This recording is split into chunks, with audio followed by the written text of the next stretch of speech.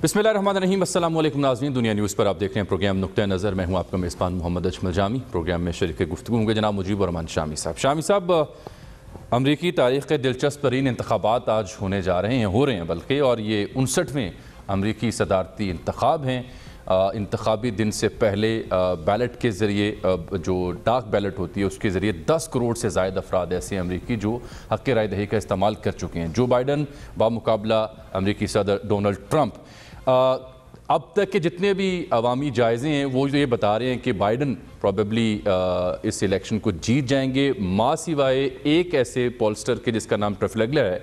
उन्होंने ये प्रेडिक्ट किया है कि ट्रंप अभी भी जीत सकते हैं, और ये वही इदारा है जिसने पिछले इंतखाब में भी ट्रंप की जीत की पेशगोई की थी। बहरहाल फैसला हो ही जाएगा कि वाइट हाउस का मकीन आज कौन बनेगा, लेकिन देखना ये होगा कि पाकिस्तान के हक़ में कौन सा सदर बेहतर रहेगा। क्या ट्रंप साहब अगर कंटिन्यू करते हैं तो पाकिस्तान के लिए मुफीद रहेगा, या जो बाइडन की आमद के साथ पाकिस्तान के लिए आसानियाँ पैदा होंगी और पूरी दुनिया पर इसके क्या असरात मुरतब होंगे। क्योंकि अमरीकी इंतखाब इस कदर अहम है कि आज दिन भर हम देखते रहे कि सोशल मीडिया पर अमरीकी सदारती इंतखाब टॉप ट्रेंड में शुमार होता रहा। तो इस सिलसिले में हम बात करेंगे प्रोफेसर डॉक्टर अदनान रसूल से भी, जो कि यूनिवर्सिटी ऑफ टेनेसी में सियासियात के प्रोफेसर हैं। साजिद तारड़ साहब भी हमें ज्वाइन करेंगे जो कि रिपब्लिकन पार्टी से जिनका ताल्लुक है। गुफ्तगू का आगाज़ मैं आपसे करूँगा। आपको क्या लगता है अब तक की जो हमने ख़बरें और तज्ज़िये देखे, ट्रंप साहब की पोजीशन आपको कैसी लगी, और जो बाइडन ने किस तक अपना जो मार्क है वो अपना नक्श जमाया है, और कौन हमारे लिए बेहतर रहेगा? इन इंतखाबात के पाकिस्तान पर क्या असरात होते हैं और होंगे? शामी साहब देखिए, जो प्रेसिडेंट ट्रंप है ना, उनकी पोजीशन इस बार कुछ पीछे महसूस हो रही है। लेकिन जहाँ तक उनके इंतखाब का ताल्लुक़ है, आप पहली टर्म की बात करें 4 साल पहले, और ऑलमोस्ट हर पोल ये कह रहा था और सर्वे ये कह रहा था कि ट्रंप इलेक्शन जीत जाएंगे और हिलरी क्लिंटन जो है अमेरिका की नई सदर होंगी। लेकिन आपने देखा कि ट्रंप जो थे, पॉपुलर वोट उन्होंने कम हासिल किए कि हिलरी के मुकाबले में, लेकिन जो इलेक्टोरल वोट थे वो उन्होंने ज़्यादा हासिल किए, और तमाम तज्ज़ियाकारों को और पोल करने वालों को और सर्वे करने वालों को शिकस्त दे दी, और बाद में उनका मुंह चलाते रहे। इसलिए देखिए, अमेरिकन सिस्टम को पहली एक बात हमें समझना चाहिए कि अमेरिका में जो यूनिट है ना, वो है वो रियासत। अब वहाँ ये नहीं होता, वोट तो बराह रास्त लोग देते हैं, लेकिन जो बराह रास्त वोट लेने वाला है वो अगर अक्सरियत में भी ले ले, तो जब तक इलेक्टोरल वोटों की अक्सरियत उसे नहीं मिलेगी, 271 वोट उसे मिलने चाहिए। तो उस 538 हैं इलेक्टोरल वोट, और हर रियासत के वोट हैं अलग अलग। अब ये बड़ी दिलचस्प बात यह है कि हर रियासत को एक इंडिपेंडेंट यूनिट तस्वुर किया गया है। तो जब कोई उम्मीदवार किसी स्टेट में मेजॉरिटी वोट ले लेता है, पॉपुलर वोट, तो फिर सारे इलेक्टोरल वोट उसके हक में चले जाते हैं। मसलन अगर किसी रियासत के अंदर 15 वोट हैं और उम्मीदवार एक ने लिए हैं 5000 वोट, दूसरे ने लिए हैं 5500 वोट, तो वो 15 वोट तकसीम नहीं होंगे, वो 5500 लेने वाले को मिल जाएंगे और उसकी फेवर में चले जाएंगे। बिल्कुल ठीक बात, बिल्कुल इस तरह से बाज़ औक़ात ये होता है कि पॉपुलर वोट एक उम्मीदवार के हिस्से में आते हैं, इलेक्टोरल वोट जो हैं वो दूसरे उम्मीदवार के हिस्से में आते हैं। तो प्रेसिडेंट ट्रंप जो हैं, पॉपुलर वोट उनके कम थे, लेकिन इलेक्टोरल वोट में उन्होंने अपनी हरीफ जो थी उनको शिकस्त दे दी, और अब वो अमेरिका के सदर हैं। और आज ये हो सकता है कि पॉपुलर वोट उनके कम हो जाएं और वो इलेक्टोरल वोट ज़्यादा ले जाएं। हाँ। ये भी हो सकता है कि इलेक्टोरल वोट उनके कम हो जाएं, खा पॉपुलर वोट ज़्यादा हों। तो अभी उन्होंने उनके दौर में वो बड़े दिलचस्प आदमी थे, बड़े लजीज शख्स थे। हमारे वज़ीर आज़म इमरान खान से उनको मुशाबत दी जाती है, और हमारे हूद भाई ने इंतखाबी मुहिम के दौरान लिखा था कि सदर ट्रंप जो हैं उनकी बड़ी मुशाबहत है इमरान खान साहब से। अब तो इमरान खान खुद भी इसको ऑन करते हैं और वो समझते हैं कि हम दोनों एक जैसे हैं, यानी अनप्रेडिक्टेबल हैं। हाँ। अपनी हट के पक्के हैं, अपने हरीफ जो हैं उनको उनका मुंह चढ़ाते हैं और उनको जिच करने के लिए कुछ भी कर सकते हैं। और हर यानी महाज आराई की डॉक्टर अदनान रसूल साहब को भी और साजिद तारड़ साहब को भी शामिल गुफ्तगू महाज आराई ताकि उनसे भी हम सुन लें, कैफियत पैदा रखते हैं। तो इसलिए अभी और फिर दिलचस्प बात यह है कि पहली बार ऐसा हो रहा है कि वो कह रहे हैं अगर मुझे शिकस्त हो गई तो कोई इशारे दे रहे हैं कि ये धांधली होगी, मैं नहीं मानूंगा, धांधली होगी, मैं नहीं मानूंगा। तो मुझे तो ये लगता है कि अगर ऐसी सूरत अगर बरपा हुई तो वही सूरत हाल होगी अमेरिका में जो पाकिस्तान में अमूमी तौर पर हर इंतखाब के बाद हमें देखने को मिलती है। बहरहाल डॉक्टर अदनान रसूल साहब भी आगे हैं और साजिद तारड़ साहब भी आगे हैं। बात हम सुन लें, गुफ्तगू कर लूं, पहले आप बात पूरी कर नहीं, एक बात पूरी कर लेना। अमेरिका जो है वो पाकिस्तान नहीं है। अमेरिका में अदारे बड़े मजबूत हैं, वो सूरत हाल पर काबू पा सकते हैं। पाकिस्तान में जो शिकायतें पैदा होती हैं अदारे खुद उसकी लपेट में आ जाते हैं, इसलिए मसला ज़्यादा पैदा होता है। और ये मेरा ख्याल जितना भी पैदा होगा अमेरिकी सिस्टम में इतनी सलाहियत होनी चाहिए कि वो उसको रोक ले और उसको समेट ले। देखना होगा। अच्छा डॉक्टर अदनान रसूल साहब, आप सियासियात के उस्ताद हैं, प्रोफेसर हैं यूनिवर्सिटी ऑफ टेनेसी में, आपको खुशामदीद कहते हैं। साजिद तारड़ साहब आपको भी प्रोग्राम नुक्ता नज़र में खुशामदीद कहते हैं। A big day for all of you there in America. Sir अभी मैं देख रहा था CNN तो 306 जो बाइडन के हक में बता रहा है इलेक्टोरल कॉलेज, और ट्रंप साहब के हक में 232 का एक जायज़ा पेश कर रहा था। लेकिन एक पॉलस्टर है जिसका मैं जिक्र भी किया इब्तदाई में, डॉक्टर साहब अदनान साहब मैं आपकी तरफ आ रहा हूँ, ट्रफेलगर, उन्होंने ट्रंप साहब को फातेह करार दिया है अपने सर्वे के मुताबिक, और उन्होंने जो बाइडन को बहुत पीछे करार दिया है। आपकी अपनी अंडरस्टैंडिंग क्या है, सूरत हाल है क्या, कैसा देखा आपने अभी तक इस इंतखाब को और लग क्या रहा है आपको? देखें जी, सबसे पहली बात है कि प्रिडिक्शन देना इलेक्शन वाले दिन जो है ना वो ज़रा थोड़ा सा प्रॉब्लमैटिक होता है। जहाँ तक बात रही पोलिंग की और जहाँ तक बात रही प्रिडिक्शंस की, उसके अंदर एक बात बड़ी क्लियर है कि काफ़ी अरसे से जितने पोल्स आ रहे हैं पिछले 2 या 3 महीने से, उनके अंदर एक बात कंसिस्टेंट है। 2016 के मुकाबले में वाइस प्रेसिडेंट जो बाइडन की जो लीड है वो काफ़ी हद तक कंसिस्टेंट रही है। काफ़ी इलाके ऐसे थे कि जिसके अंदर कुछ स्टेट्स जिस तरह मिनेसोटा, मिशिगन हो गया, वहाँ पे हिलरी क्लिंटन की प्रेजेंस बहुत लिमिटेड थी। वो बात जो बाइडन ने काफ़ी हद तक ठीक की है, वो वहाँ पे रेगुलरली गए भी हैं। और उसके अलावा जिन स्टेट्स के अंदर उनके जीतने के चांसेस कम हैं और उनको नज़र आ रहा है, जिस तरह ओहायो हो गया, वहाँ पे उन लोगों ने उतने रिसोर्सेज नहीं डाले जितने 2016 में हिलरी क्लिंटन कैंपेन ने डाले थे। उसकी बजाय उन लोगों ने स्टेट्स जिस तरह जॉर्जिया होगी, फ्लोरिडा हो गया या पेंसिल्वेनिया हो गया, वहाँ पे अपने रिसोर्सेज ज़्यादा डाले हैं। जहाँ तक बात रही प्रेसिडेंट ट्रंप की और उनके इलेक्टोरल विक्ट्रीज की, जो बात शामी साहब पहले कर रहे, अमेरिका के अंदर at the end of the day जो इंतखाब होता है वो होता है इलेक्टोरल कॉलेज की बुनियाद के ऊपर। प्रेसिडेंट ट्रंप और रिपब्लिकन पार्टी को शुरू से बहुत हद तक एक एडवांटेज है इलेक्टोरल कॉलेज के अंदर, बिकॉज उसके अंदर बहुत ज़्यादा स्टेट्स ऐसी हैं जिनके पास पॉपुलर वोट चाहे ना हो और उनकी पॉपुलेशन बहुत कम हो, जिस तरह वायोमिंग है, मोंटाना है, आर्कनसा है, ओक्लाहोमा है। इन स्टेट्स के अंदर कंसिस्टेंटली रिपब्लिकन पार्टी को एक स्ट्रेंथ मिली हुई है, आज से नहीं पिछले 40-50 साल से, और उस स्ट्रेंथ की बुनियाद के ऊपर ये रिलायबली रिपब्लिकन स्टेट्स हैं, जिसका मतलब है इनके इलेक्टोरल कॉलेज वोट्स बढ़ते नहीं हैं। इसी वजह से कहा जाता है कि अमेरिका के इलेक्शंस बुनियादी तौर पे 4 या 5 स्टेट्स के अंदर जाके डिसाइड होते हैं, और आज भी तकरीबन वही लग रहा है कि Arizona, Florida, Georgia, north Carolina, Pennsylvania और ओहायो के अंदर जाके ये इलेक्शन डिसाइड होगा। बाकी स्टेट्स का हमें एक अच्छा अंदाजा है कि जिन्हें हम कह सकते हैं कि ये स्विंग स्टेट का दर्जा रखती हैं।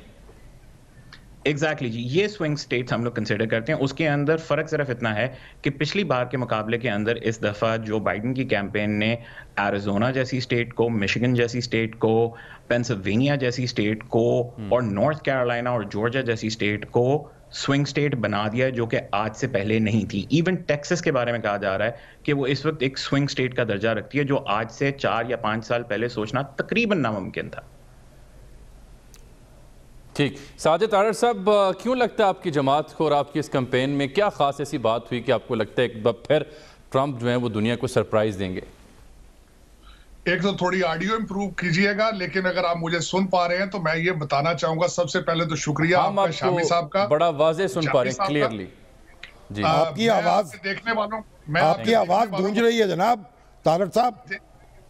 सर अस्सलाम वालेकुम सर। सर मैं सबसे पहले तो आपके देखने वालों को यह बताना चाहता हूं शामी साहब कि आप ना सिर्फ सियासत में मेरे लिए एक मेंटोर की हैसियत रखते हैं, आप मौसन भी हैं मेरे, और आज मैं बिजी था लेकिन आपकी कॉल को मैं सर आंखों पे मैं चीजें कई कैंसिल करके हाजिर हुआ हूं आपके प्रोग्राम में। बहुत आपकी नवाजिश जनाब, हम भी आपके बड़े मद्दाह हैं और आपकी बड़ी कदर है हमारे दिल में, आप बड़े काबिल फख्र पाकिस्तानी हैं। अच्छा, मैं वो जामी साहब और शामी भाई, आपको जो मैं बताना चाह रहा था कि आज ऑन ग्राउंड रियलिटी क्या है, इस वक्त डोनाल्ड ट्रंप साहब को जो बाइडेन साहब की थ्रेट नहीं है इतनी ज्यादा, उनको सबसे ज्यादा थ्रेट जो है वो CNN और प्रोग्रेसिव मीडिया से आ रही है। अब मैं वो अपना केस किस तरह बताना चाहूंगा।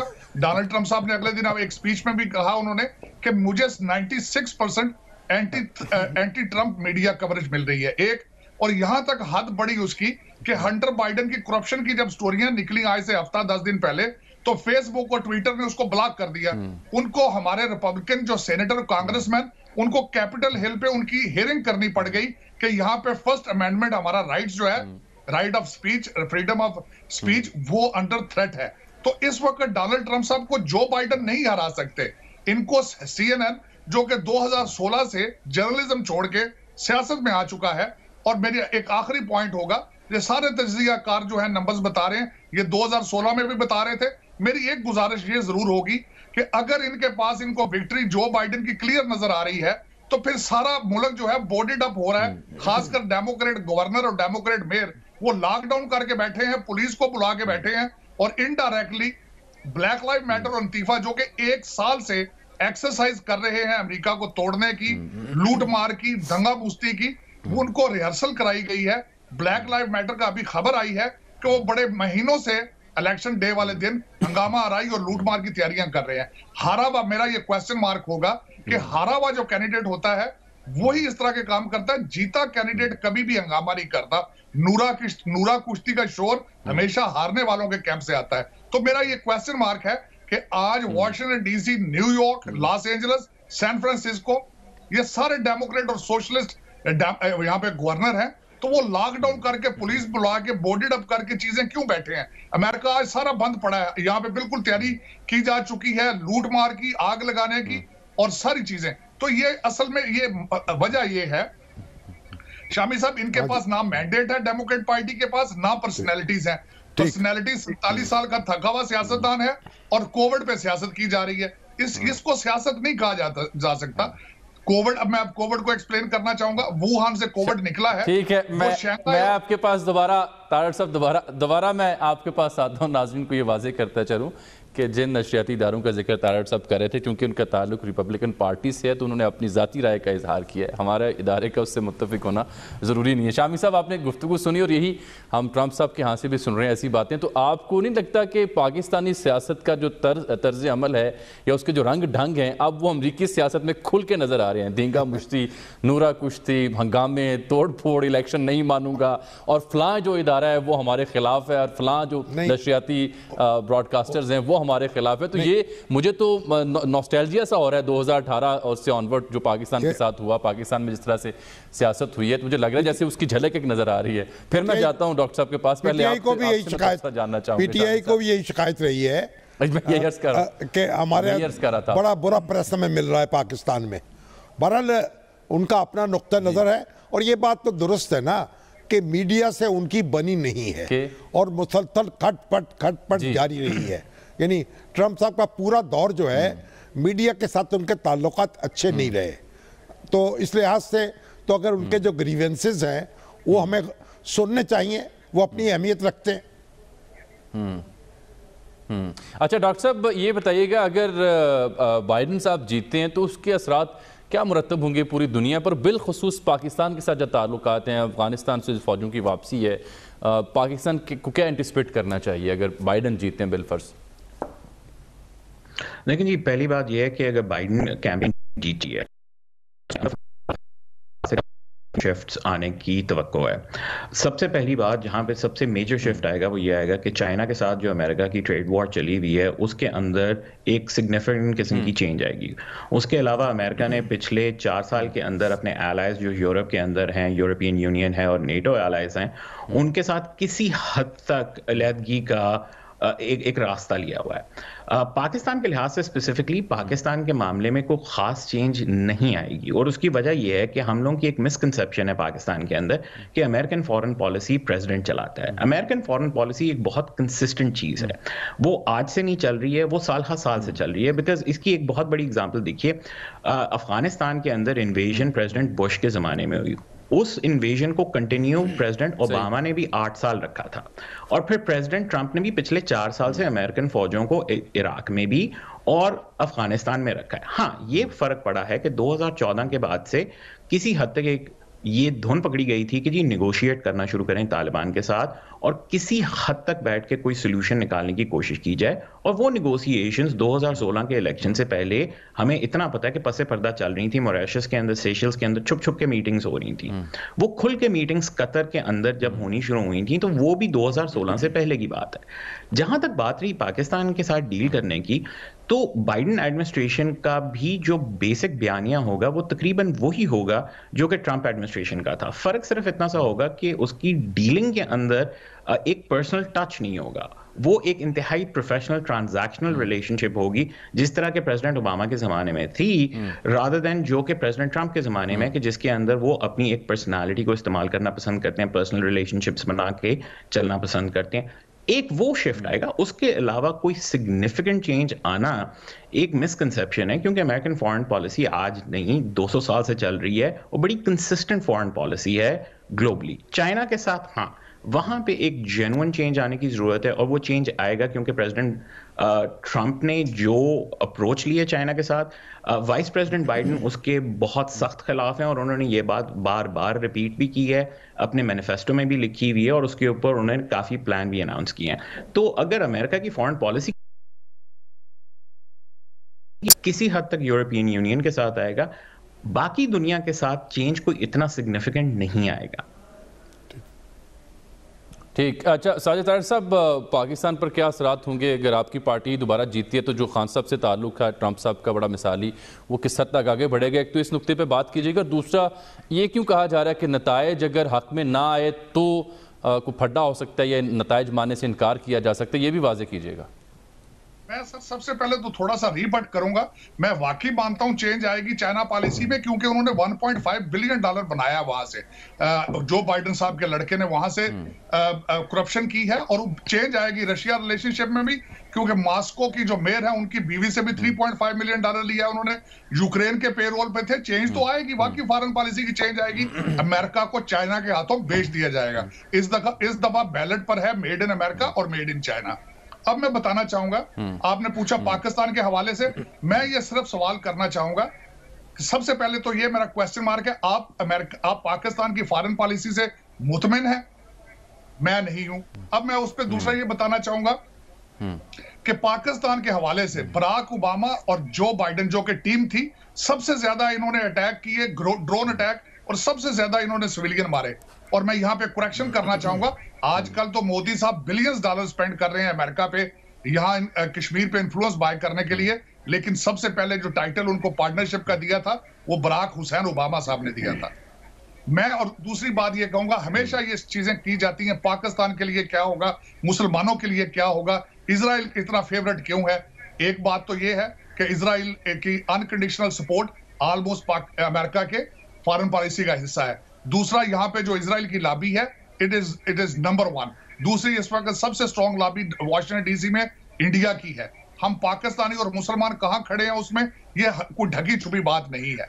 मैं अफसोस के साथ ये कहूंगा कि फ्रांस में अगले दिन इतने सख्त हालात मुसलमानों के खिलाफ, आपके पीडीएम ने जलसा तक क्वेटे का कैंसिल नहीं किया और किसी ने कोई एहतजाज नहीं किया। मुझे इस पे एतराज है।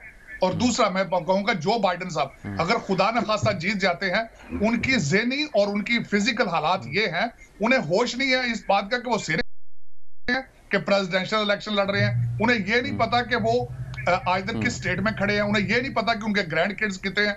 यहाँ लोगों को खदशात हैं। अगर जो बाइडेन जीतते हैं तो गवर्नमेंट चलाएगी नैन्सी पेलोसी, और कैमला हैरिस वो भी इंडिया से बैठ के चलाएगी। और इस वक्त हमारे पाकिस्तानी डायस्पोरा की हालत ये है कि दोनों parties, Republican and Democrats, they are taken over by Indian diaspora.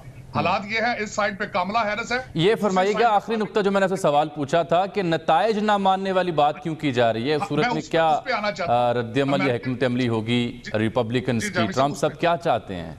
Sir, उसके हालात ये हैं, अमेरिका में यूएस पोस्टल सर्विस एक नाकाम डिपार्टमेंट है।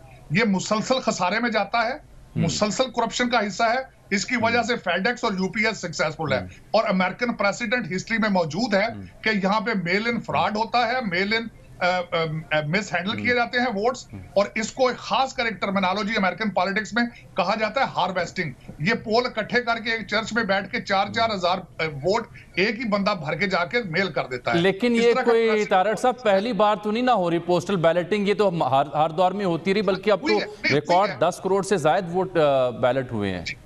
नहीं सर, उसमें हुई है, लेकिन तभी तो प्रेसिडेंट है कि इसमें फ्रॉड हुआ है। और जिस तरीके से, और मैं ये भी आपके देखने वालों को बताना चाहूंगा कि मेल इन फ्रॉड जो है अमेरिका में स्टेट, जिस तरह पहले शामी साहब ने कहा कि गवर्नर उनको जो है वो हैंडल करते हैं इलेक्शंस को, और मैं ये बताना चाहूंगा कि गवर्नर जहां डेमोक्रेट बैठे हैं वो बिल्कुल लॉकडाउन करके बैठे हैं, पहले कोविड के बहाने से 4 नवंबर तक अपनी इकोनॉमीज को। और पेंसिल्वेनिया में डेमोक्रेट गवर्नर ने ऐलान किया कि वो काउंटिंग शुरू करेंगे। अच्छा, ऑन अ लाइटर नोट, यानी अगर ट्रंप साहब जीत जाते हैं तो ये पोस्टल बैलेटिंग दुरुस्त होगी, अगर हार जाते हैं तो फिर इस पे एतराज होगा?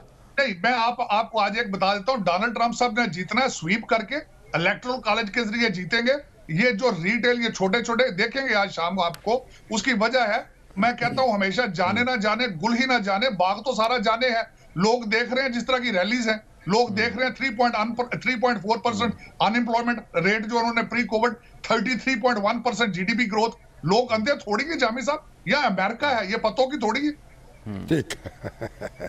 ठीक है, बहुत बहुत शुक्रिया जनाब साजिद तारड़ साहब और डॉक्टर अदनान रसूल साहब, आपने हमें ज्वाइन किया। शामी साहब, नाज़रीन को एक बार फिर से हम वाज़ेह करना चाहेंगे कि जो गुफ्तगू अभी हुई, जाहिर है रिपब्लिकन पार्टी को रिप्रेजेंट करते हैं, ये उनकी ज़ाती राय, इदारे का उससे मुत्तफिक होना ज़रूरी नहीं। शामी साहब, अब आपने फाइनल वर्ड्स कहें, फिर मैंने ब्रेक लेनी है। देखिए, बात यह है कि पाकिस्तान जो है ना, पाकिस्तान तो अपने पाँव पे खड़ा होगा तो पाकिस्तान के लिए बेहतर है। कोई डेमोक्रेट जीते या रिपब्लिकन जीते। एक ज़माना था जब पाकिस्तान में जमहूरियत नहीं थी, उस वक़्त रिपब्लिकन्स जो थे वो अपने मफादात को देखते थे, सिस्टम को नहीं देखते थे। इसलिए रिपब्लिकन्स जो थे पाकिस्तान के बड़े सपोर्टर होते थे और एक पाकिस्तान को एज मिल जाता था। यहाँ अयूब खान की हुकूमत हो या जनरल ज़ियाउल हक की हो या परवेज़ मुशर्रफ की हो, जो रिपब्लिकन्स जो थे उनके लिए इसकी कोई अहमियत नहीं थी। लेकिन अब तो पाकिस्तान में एक डेमोक्रेसी है और पाकिस्तान को इससे फ़र्क नहीं पड़ता रिपब्लिकन्स और डेमोक्रेट्स, अब वो मामला तो ख़त्म हो गया। लेकिन एक बड़ी दिलचस्प बात यह है कि इस वक्त पहली बार जो नायब सदर हैं कामला हैरिस जो हैं, वो जो इंडियन नजाद है, अगरचे कि उनका ताल्लुक, वो यहीं पैदा हुई, यहीं पली बड़ी, उनके वालिद जमीका से थे, उनकी वालदा इंडियन है, फिर डाइवोर्स हो गई। वो बहुत बड़ी वकील हैं, अटॉर्नी जनरल रही हैं, वकील रही हैं और बड़ी आला तालीम याफ्ता है, मगर उनका ताल्लुक बहरहाल इंडिया से है और तवक्को रखनी चाहिए कि वो एक मुनसफाना तरीके से अपने किरदार अदा कर सकेंगी। तो बहरहाल हमें पाकिस्तान रहने वालों को तो ये सबक सीखना चाहिए कि उनके अपने पाँव और उनका अपना जस्द खाकी वो उस पर रखें और अपनी दुनिया आप बनाएं। जो कोई किसी की कोई मुल्क दूसरे की किस्मत नहीं बदल सकता और किसी की किस्मत उसके हाथों नहीं फूट सकती। हर फर्द है। बिल्कुल ठीक आपने कहा, आपने चूंकि पाकिस्तान का जिक्र किया और बड़ा अहम नुक्ता आपने उठाया, बिल्कुल बड़ा अहम नुक्ता। हम खुद मईशत के पॉइंट ऑफ व्यू से पॉलिटिकली इंटरनली एक्सटर्नली थोड़ा तगड़े होंगे तो फिर हम इस तरह डिपेंडेंट नहीं होंगे नताइज पे कि अमेरिका में कौन जीता और वो कैसे पाकिस्तान की पॉलिसी रखेगा। एक ब्रेक और फिर ज़रा मुल्की सियासत का भी रुख करेंगे। खासी अहम खबरें एक ब्रेक के बाद।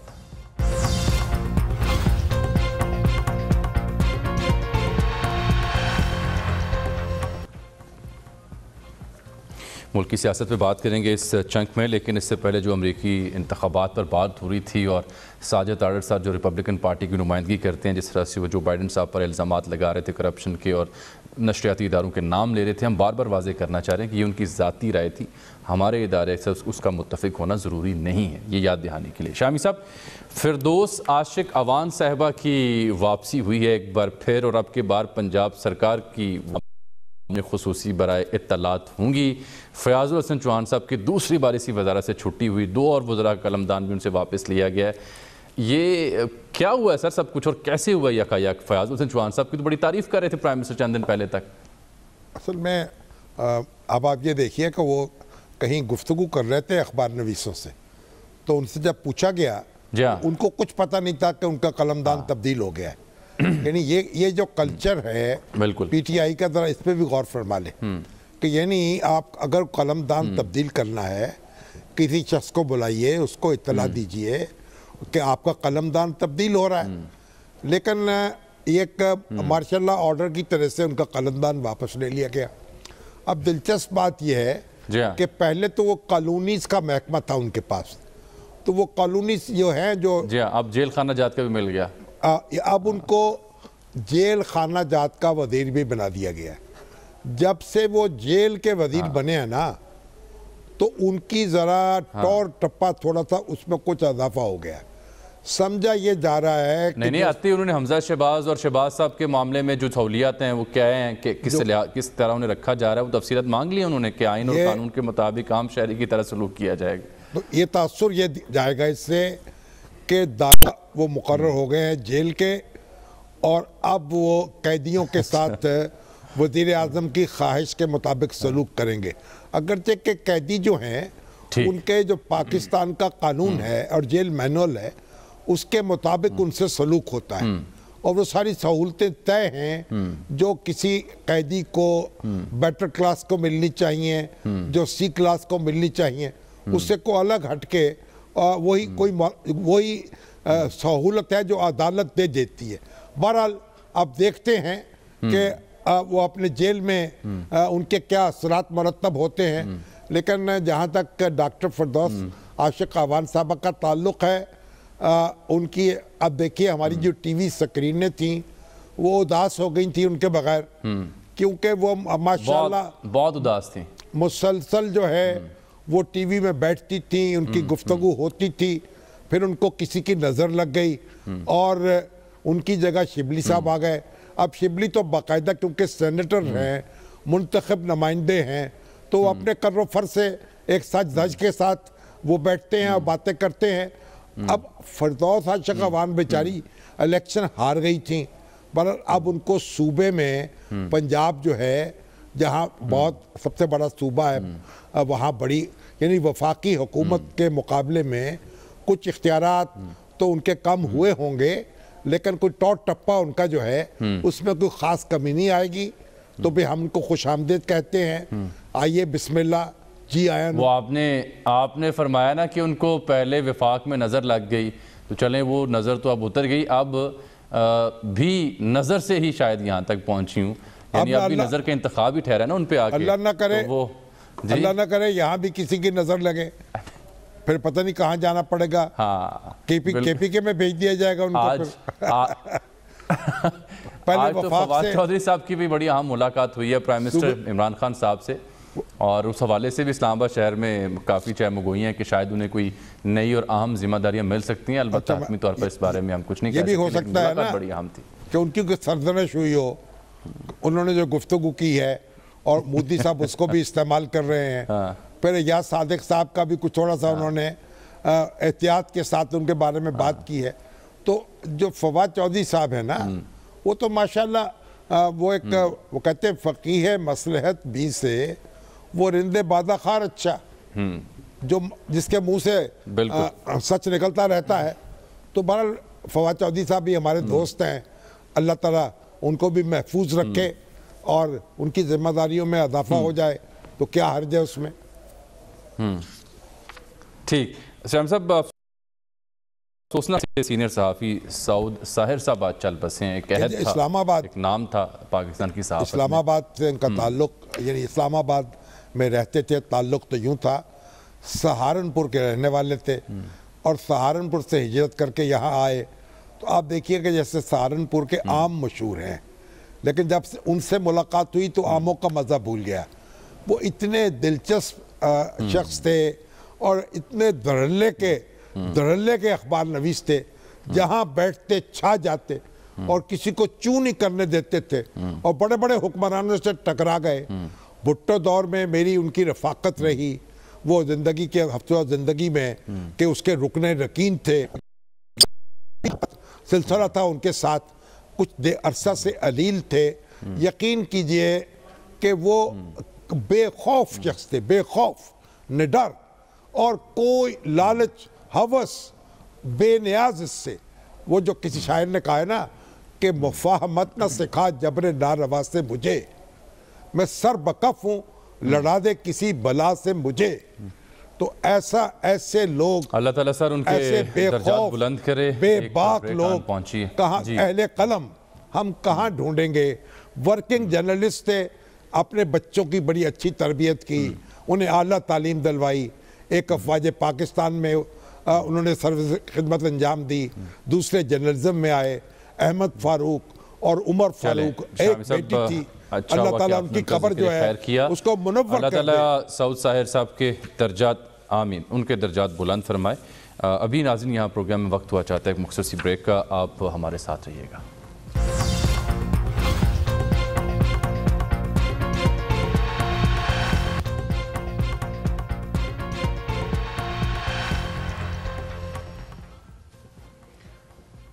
नाज़रीन, आज के नुक्ते नज़र से इतना ही। आपसे मुलाकात होगी कल, तब तक के लिए इजाज़त दीजिएगा। अल्लाह हाफिज़।